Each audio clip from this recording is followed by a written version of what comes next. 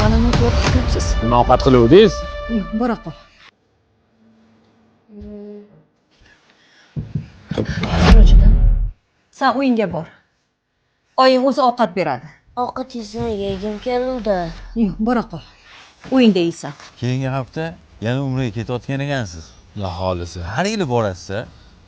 Sizga ham nasib qilsin qo'shni.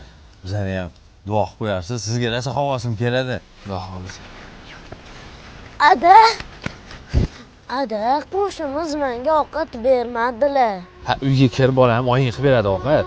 Yo'q, o'shalarni ovqatdan yegim kelyapti. Ular ham biz uyga kirib ovqatlanishadi-ku. Qani yurchi, nima ovqat ekan?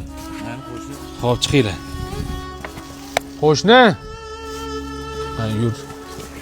Ha, qo'shni. Labay. Assalomu alaykum. Va alaykum assalom. Assalomu alaykum. Ha, qo'shni. O'g'limdan bir kosa ovqatingizni qizg'anibsiz. Siz nima ovqat qiluvdingiz? Siz o'zim qo'yib berardim. Qo'shni, meni noto'g'ri tushunibsiz. Bolalarim 3 kundan buyon och yurishgan edi. Ertalab qarasam, bitta tog'imiz o'lib yotgan ekan. Majbur bo'ldim.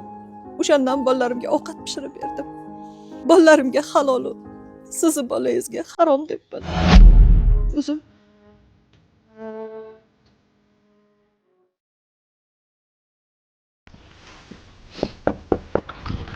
Assalomu alaykum. Va alaykum assalom. Uzr. Kechirmang, sizni noto'g'ri tushundim.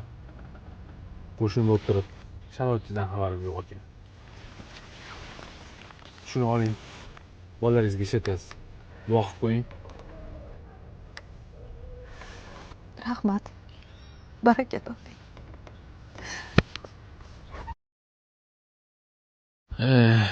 Umraning savobi qo'shnimnikida ekan. Bilmay yurgan ekanman.